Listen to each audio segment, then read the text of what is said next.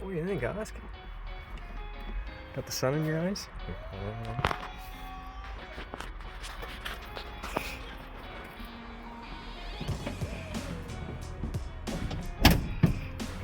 Yeah, I think the tail's still Oscar. Oh, Attack out boy. Yeah, oh, sit back down. Oscar, no, oh yeah. Oscar, can you sit? Oscar. Good boy. Sit. Sit. Now he's like, no, I'm done with this. Oh, there's a good puppy. Oscar de la Hoya. Come up here. Come on, sit down. It's nice and cozy. Oh, look at that. That's nice. Oh yeah. Are we starting van life yet? Oh yeah, he loves it. Are you too wound up for Rubby Rubby? Oh. Oh. Oscar de la Hoya. What do you think? What do you think?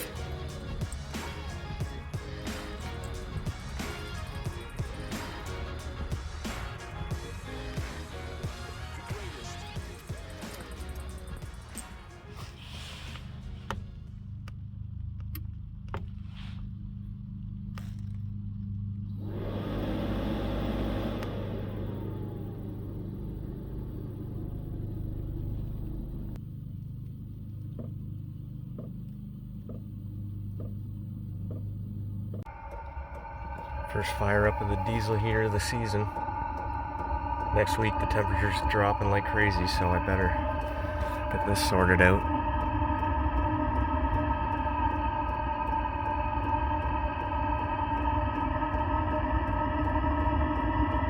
Should be running on high for a while. This is old fuel from last year.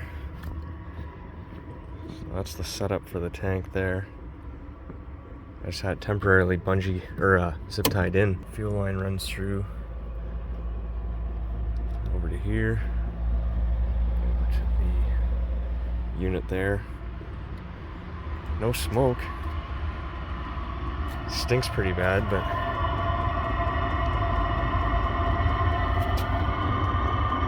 seems like it caught. Let's have a looky-loo. What the heat situation?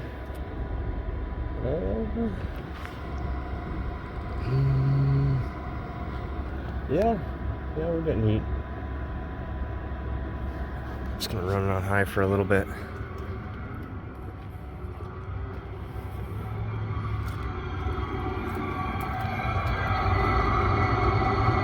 That smoke is just dirt or oil coming off the exhaust.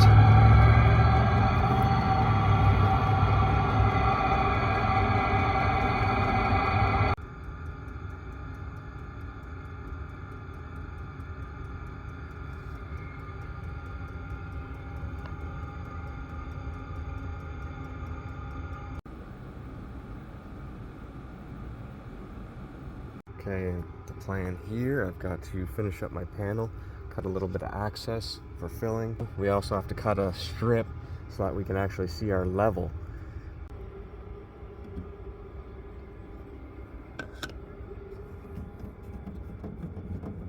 Get clearance. Should be able to get a nozzle in there, hopefully. We'll see. Now to cut a gauge down here. In roundabouts. So starting at the very back, we've now got the access for the diesel heater tank cut out, as well as the fuel gauge here. At a quick glance, I can see how much fuel I have, or if it's dark, shine a flashlight in the top here, easily see the fuel level. Working on a bit more storage here. I've got one of these shoe organizer holder dealies that's just been screwed onto the back of this old nightstand. I had my first casualty with the build. This drawer face, I just glued it on, and I must have not gotten it quite glued sufficiently because the induction is press fit in here basically, and I went around a corner, drawer came out, boom, induction slid and almost ripped off the drawer face, but it's still hanging on by a thread. So I've got to figure something out for that. Always make sure your latch is closed. I still have to mount in my backsplash so that the lift up countertop here is all functional. Got my tester sticker, or tester magnet rather, for the induction. If that magnet sticks, it's good for the induction. Got to figure out curtain rods, some solid permanent curtain rods for these side windows and over here too. This is obviously got to be mounted up a lot higher, but that's the idea. And then I've got I'm going to keep the snaps for the slider. Alright, went thrifting today for some van appliances. $3 for some nice cast iron, little mini egg poacher or whatever. And then this thing, it's actually like a hotel. It's meant for like a businessman in Japan who like cooks rice in a hotel. So it's got this low amperage base here. All types of Japanese writing all over it.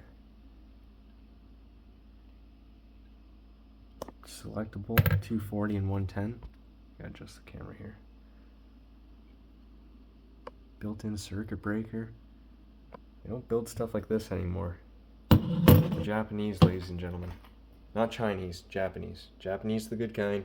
China, the not so good kind. Yeah, Japan is the video games, cars, appliances, the good ones. China is dollar store. All the dollar store stuff. So yeah, nice little piece of cast iron here. Been meaning to get some for the van. And this thing, I don't know, it should come in handy. There's a whole bunch of things you could potentially cook in there. It's not even used. I'll give it a test here. They're going for like 80 bucks on eBay. 60 bucks plus 20 bucks shipping, so all else fails. Making 6 times your money is not a bad profit.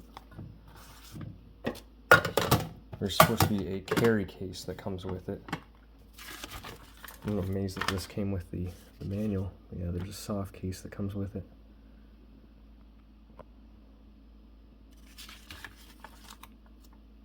Man, this is when the instruction manual actually came with usable stuff.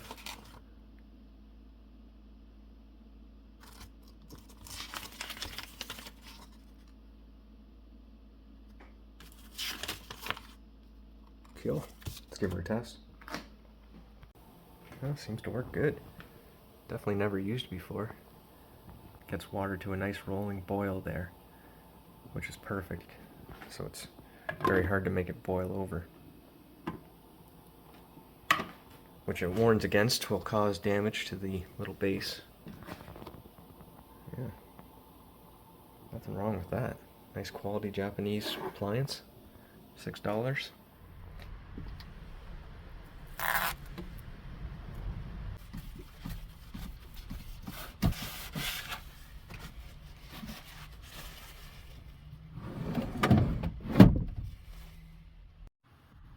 Okay, and a couple days later here, it's a blustery fall day. Got the counter back in, and a few projects taken care of while it was out.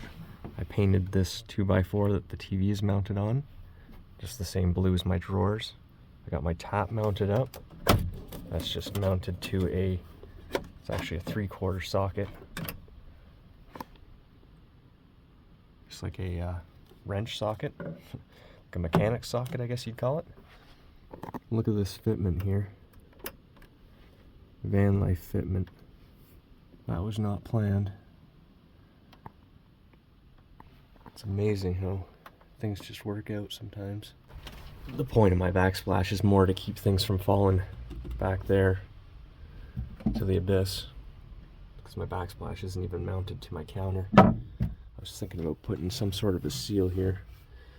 The old floating backsplash trademark. Always good in the woods, floating backsplash. For your super secret hidden under countertop storage. Re-glued the drawer for the drawer face for the induction drawer. You can see, I don't think I've ever showed exactly how I have all the air holes drilled and whatnot. Basically, you're just trying to keep the intake and the outtake, the intake and the exhaust unobstructed. Not only when it's in the, you know, pulled out mode, how you'd be using it here, so then it's got good airflow.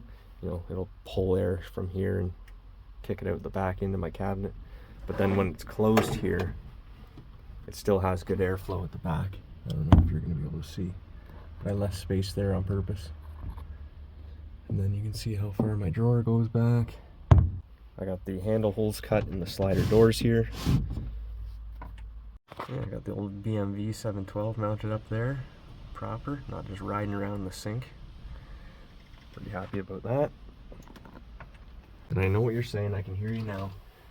Isn't that going to be annoying to use your sink with the TV there? Well, not really. I don't think it's that big of a deal. And if you do want to take a hobo bath, you can just kind of pull this out of the way, then you can get right into your sink area. Unfortunately, there is compromises when building out a minivan. This isn't an extended cargo, that's for sure. And the whole reason that the sink went on this end anyways, because that's where the panels are. So there's just, you know, a void. I don't know what I was pointing the camera at there, but you can tell there has to be a void of sorts. I couldn't put, you know, a drawer here because the sink, it would run into the sink drain. And then basically the induction had to go over here so that it was under the roof vent. So that meant that the sink couldn't go here. I guess it could if you really wanted to get fancy, but just for simplicity's sake, all the actual electrical components, as you know if you've watched my other videos, are all behind the couch. Everything's mounted to the wall, nothing's on the floor. Alright, let's test this out. This is going to be a good angle.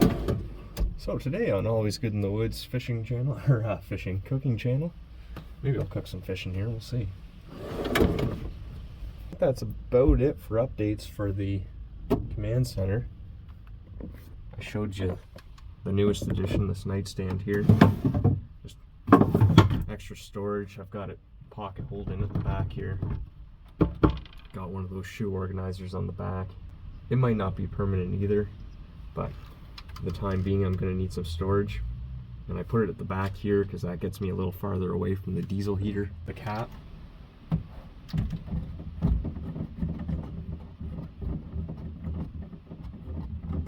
Has a vent in it. So you see that hole there? That hole goes straight through. So when you're in the backcountry and you're hitting lots of bumps, the diesel will splash up out of that hole, or just from regular expansion, especially being in the door. Once the sun catches it, just through expansion, the tank will off-gas a little bit.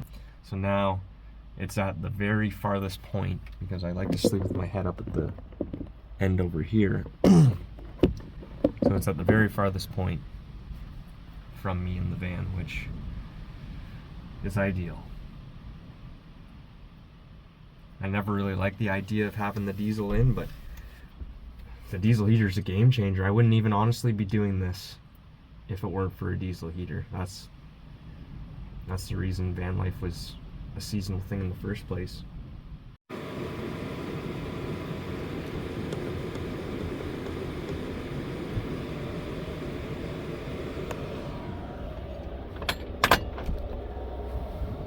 Just have the diesel heater on high there for about 20 minutes. Brought up the temperature nicely in here. It's not even working it out at this temperature, but it is a game changer. I remember when I first started, I thought, oh, you know, it's not a big deal. I'll just crack a propane burner if I get cold. But, oh man, it's no joke. It's almost worse close to freezing, like when it's sleeting and like hailing and whatnot. Because that wet cold, man, that goes right through you. It's almost better at, like, let's say -15 or so, because it's more of a dry cold if you're not already wet. I'm just going to make sure you come into the van nice and dry, stay dry, and keep the inside of the van dry, really. So the diesel heater's ramped down to low there. I'm not sure how much the mic is picking up.